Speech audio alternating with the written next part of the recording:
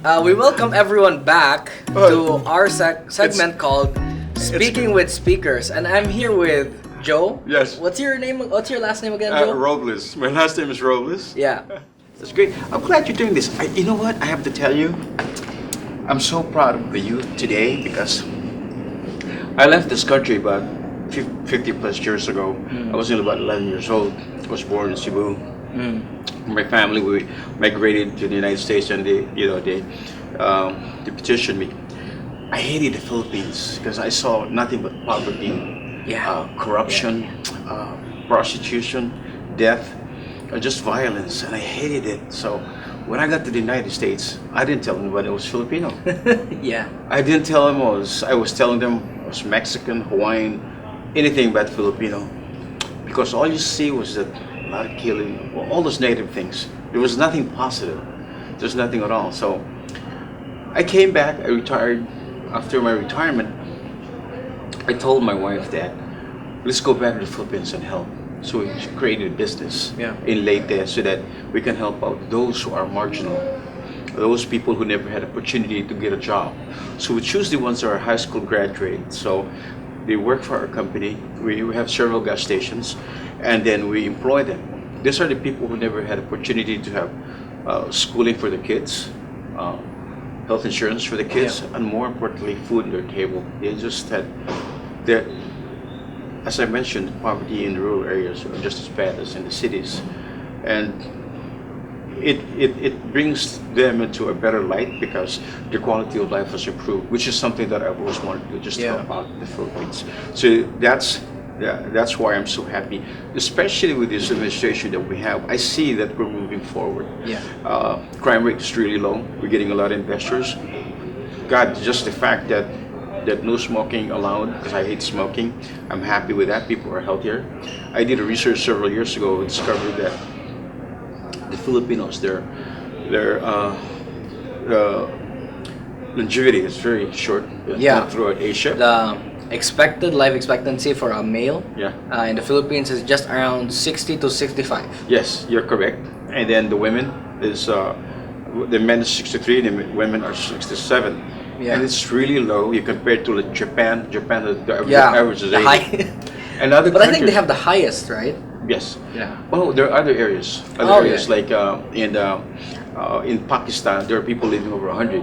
A lot of it because the Hansa tribe, they live over 100 because of their diet and food and all that.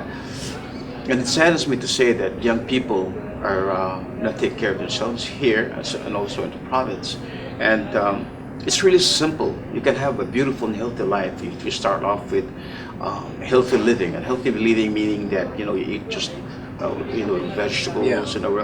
and you exercise and you avoid smoking. And you can do that. If you want to eat any kind of food you want, it's fine, but don't overdo it. And Yeah. smoking. Yeah. and Anything. Yeah. It's also about temperance. Yes. Yeah. And in the province, they have a habit of drinking from. Yeah. Yes. Yes, they do that. In here too. In here, sometimes when I stay in Lahog and I see people drinking the call centers, I say, oh my God, look at these people they're drinking. Yeah, I remember friends of mine when they were still in the call center agency. Some of them are still there, Yeah. and they tell me that right after their shift, Yeah. it would be 5 in the morning, Oh my and they'd gosh. go out drinking, and there are so many bars that are almost 24 hours now. Yeah. So just so that they can cater to those call center agents, and like, gosh. I mean, I guess yes, that's a legitimate business. Yeah. But I'm not exactly sure if that's good for everybody. It's not, because how it is that it's going to affect your health.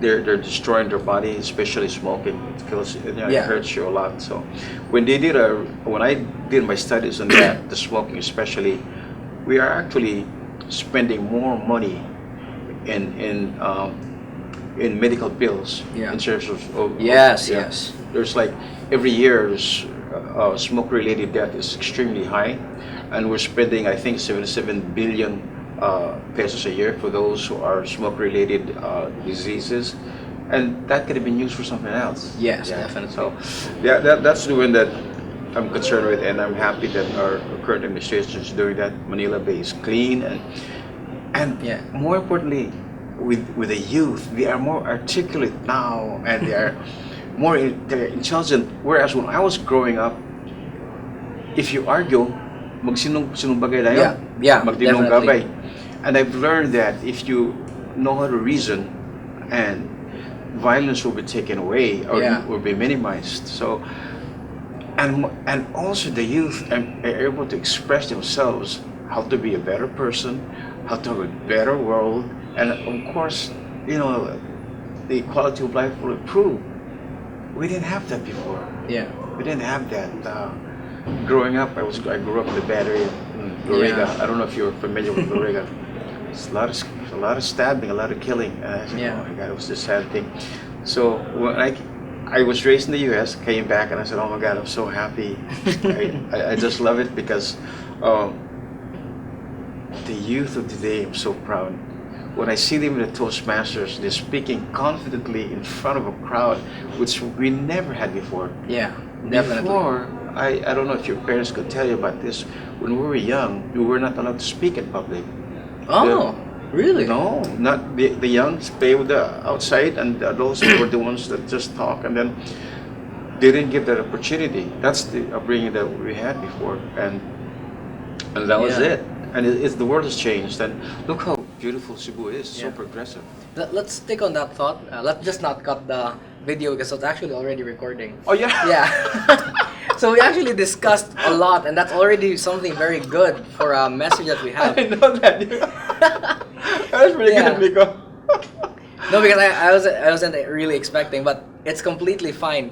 So right now it's already the middle of the video, I guess. Okay. But we welcome everyone back to our segment called Speaking with Speakers, and I'm here with Joe. Yes. What's your name? What's your last name again, Joe? Robles. My last name is Robles. Yeah.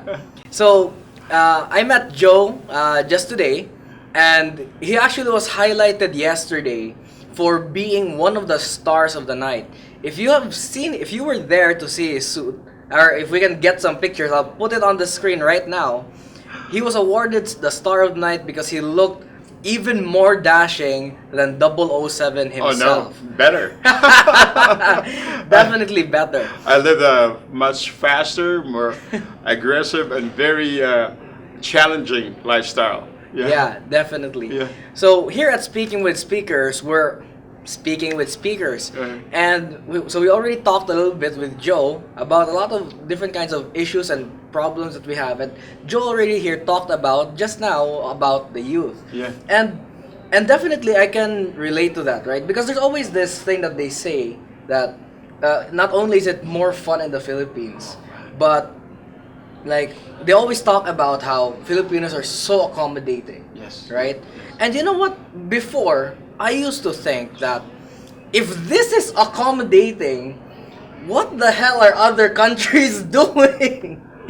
But then I realized, because I did take a trip to South Korea, and I can really see the difference. Yes. Like, you might not understand how different it is because you're living here, right? But then when you're exposed to the other countries, you can see and you can appreciate your own culture a lot more. So maybe it took me a trip to Korea. Maybe it took you your growing up in the lifetime. United States. Yeah.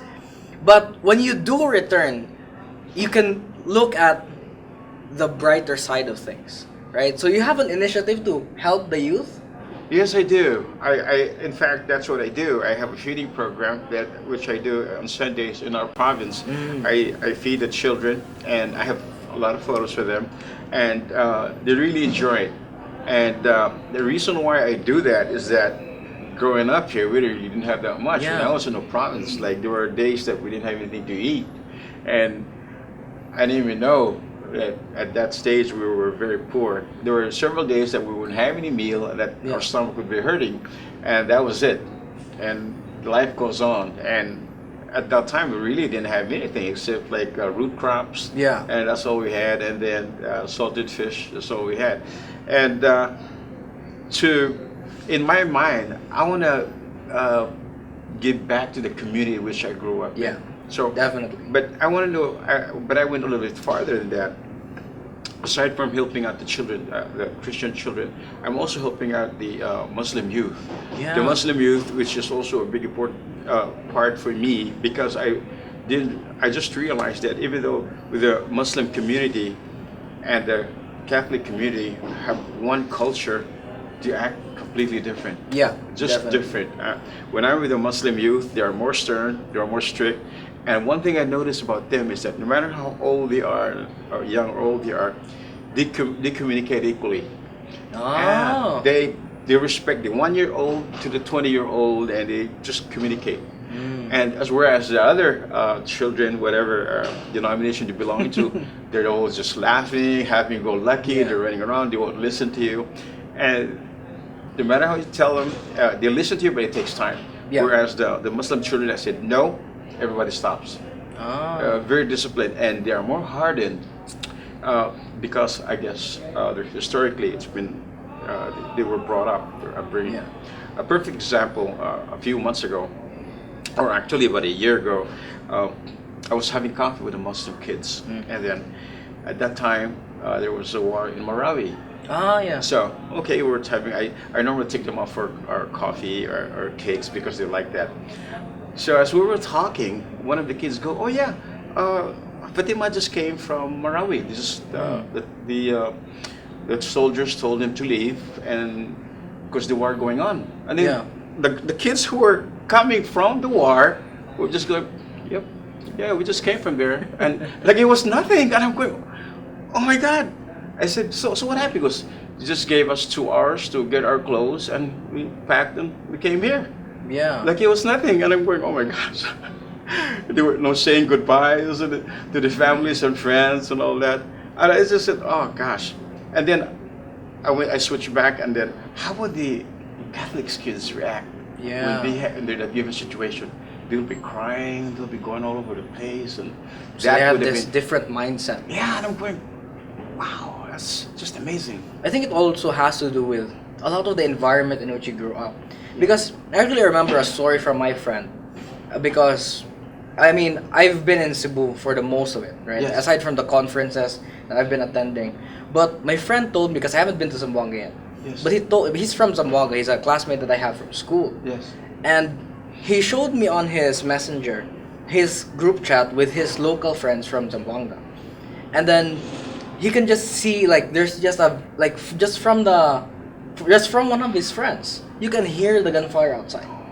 Or there's a headline about there was a grenade thrown into a mosque. Yeah. And this is just happening in the city. Or there was a shooting outside of the mayor's office. And class still happens the next day. Oh my God. Like, for me, that's so quizzical. Yeah. Like, I mean, you've been here, if you've been for Cebu for a long time, Yeah. it seems like that's out of this world. Yeah. But for them, it happens all the time.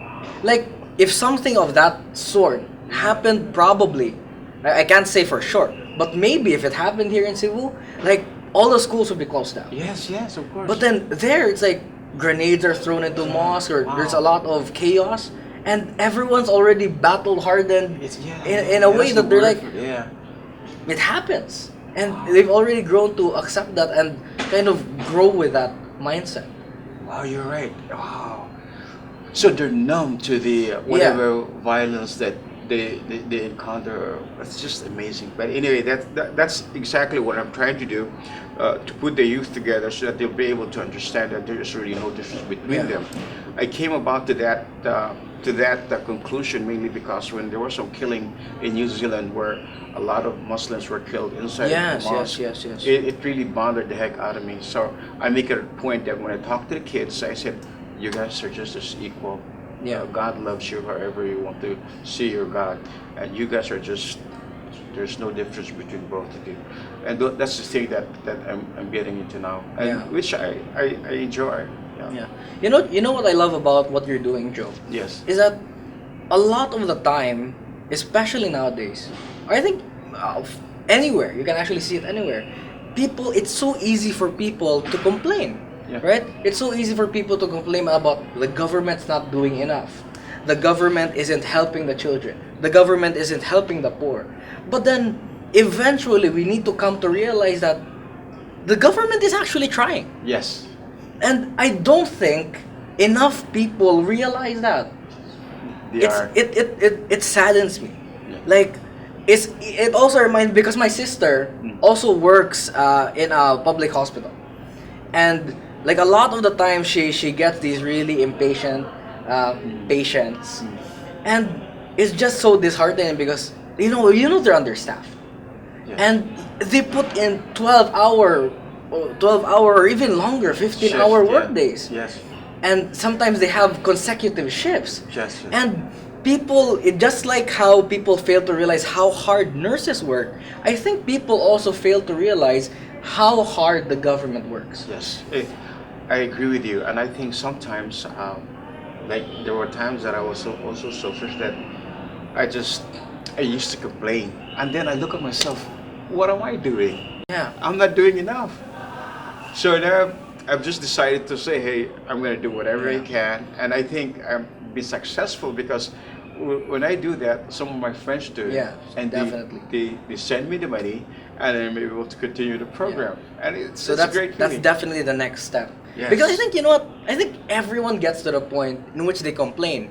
Yes. But I think the problem with a lot of people, and actually a lot of us still struggle with it. Yes. It's that we complain, but then we don't get past complaining. Yeah. We don't ask ourselves, well, if they're not doing enough, what can I do? Right? And I think that's a message that we should really send not only to the youth. Of course, we need to develop the youth early. Yes, But yes. I think people, like especially when you're already, I guess 30, Yeah. they think that I'm already old. Yes. We'll leave it to the youth. Yes. But then you're still young at 30. Yes. You know what? You're still young at 30. And you know what? I think young is actually a mindset. It is. Because even here in Toastmasters, right? We are, how old are you now, Joe? If you don't mind me asking. I'm 65. Yeah, see, Joe's 65 and he's making a difference. And we also have other Toastmasters who are still competing, still making a change. So it's never about how old you are, but it's about what you want to do. Exactly. Right? So we need to stop asking what the government's doing for me, Yes. and ask what am I doing for my government, Yes. for my people. Yes. Yes. It doesn't have to be. It doesn't have to be a large number of people or a large number of children that you're helping. It could be one or two, but that's a step Yeah. forward. Because I started.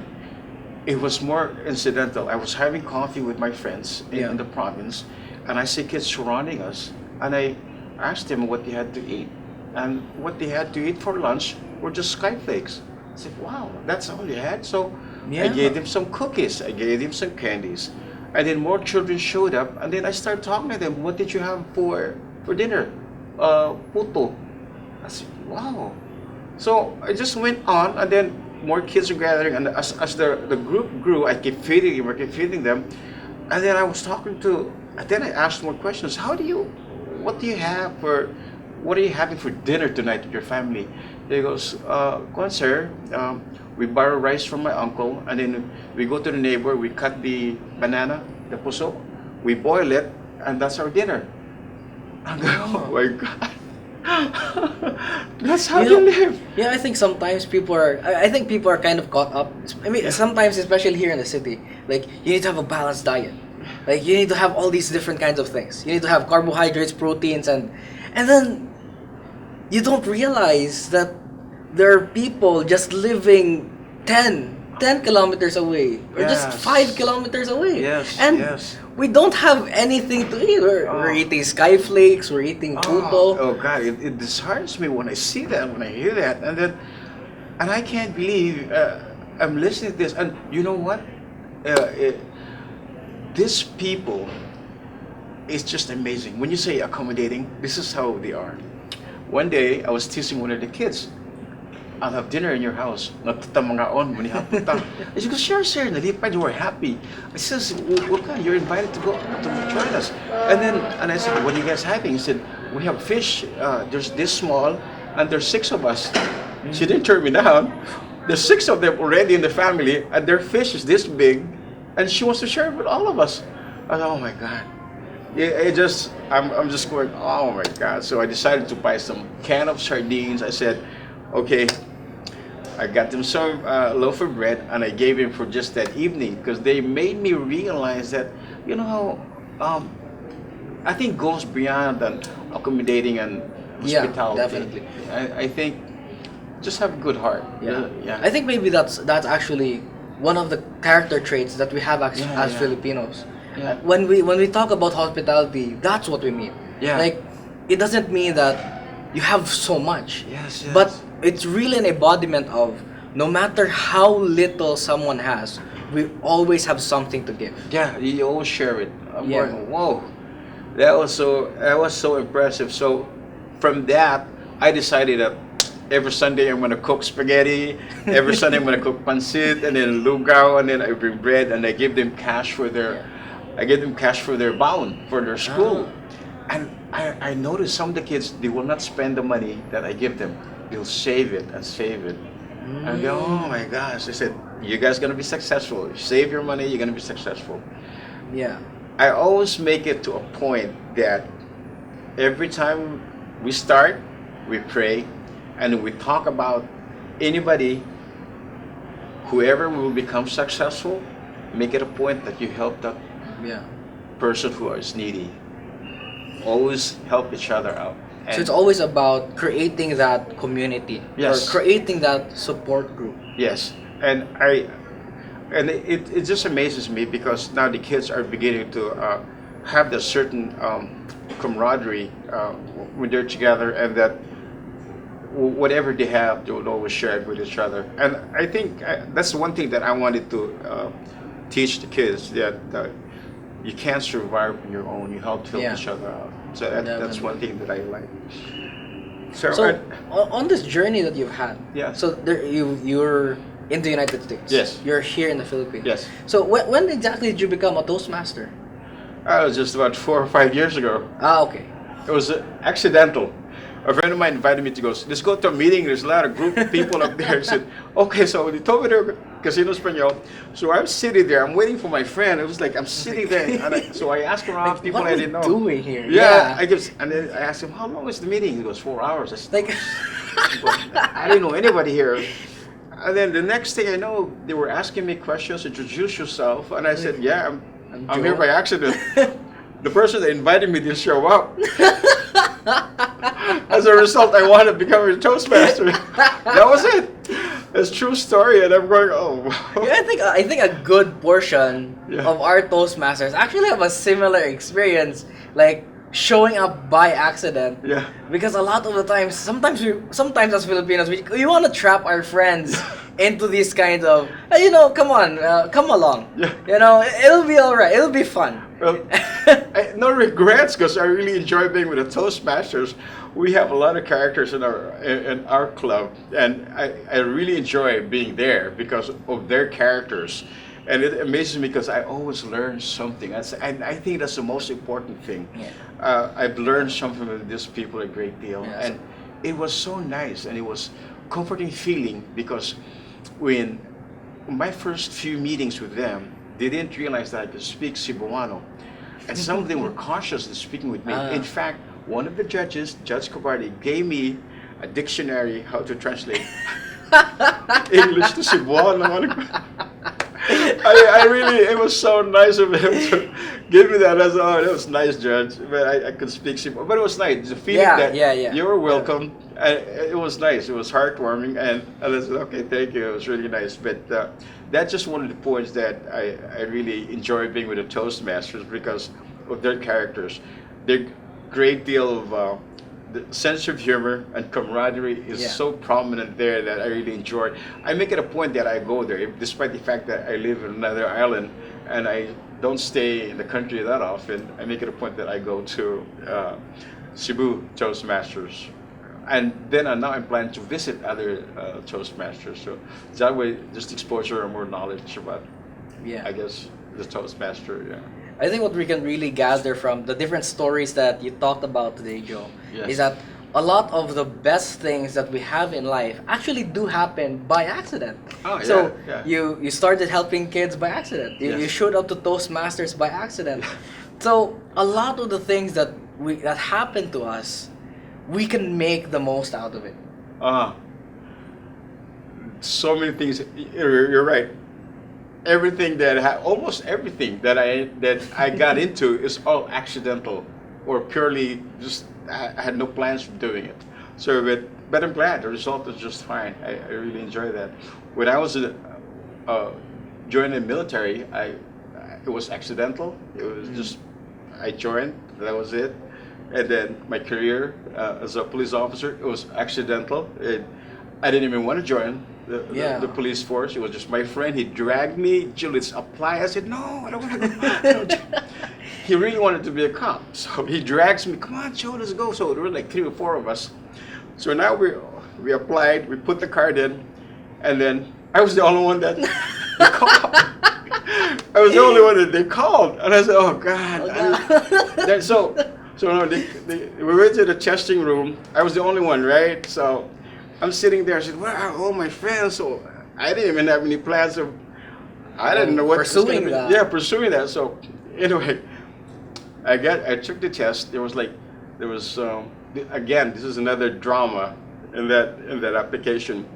There were 5,000 applicants. Yeah. On that 5,000 applicants, there were only 216 that passed. Guess who was number 216? Me.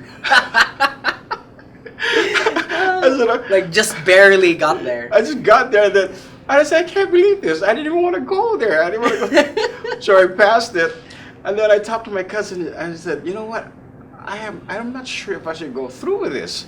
And you know what she said, and she made sense. She goes, you know, Joe, you could always leave it. You could always leave it. So anyway, I passed the test, went to the academy. And then when I went to the academy, every time we take the test scores, I was always the last one. And then it went up to the second from the last, and we're on. I said, oh God, I must be doing okay. So everything was just like accidental. I didn't have any plans of doing it. But that's how my career started. Yeah. Yeah. So definitely. Yes. So I think that's all the time we have for today. Oh, thank Joe. you. Like Thank you. definitely, it's a pleasure to have you. Likewise, Like, Miko. thank you so much. Likewise, thank you for so this much. time. Let's just have one last thing. Like if there's just one thing that you'd like to tell anyone that's listening, maybe they're the youth or maybe they're people who are struggling right now, Yes. what do you want them to hear? You know, the youth, the only advice I could give them is just study hard. And if ever you get to a point where you feel down, you feel really you need help, just get up and continue with your goals. And your goal is to be successful. May it be studying, may it be going to business, whatever goals that you have. Not being able to face the obstacles is not something that you really it's difficult. First of all, I just want you to get up and go and continue pursuing your goals, because any mistakes that you encounter is to improve yourself to be a better person and hopefully accomplish reaching your goals. Okay. That would be it. So thank you, Joe. This has been Joe. Yes. I'm Miko, and this has been Speaking with Speakers. So we'd like you to leave a like. We'd like you to subscribe, and you know what? Watch our next video. We invite you to watch our next video. We're here and we want to help you grow on your own journey. So thank you so much, Joe. Thank you, Miko. Yeah. Okay.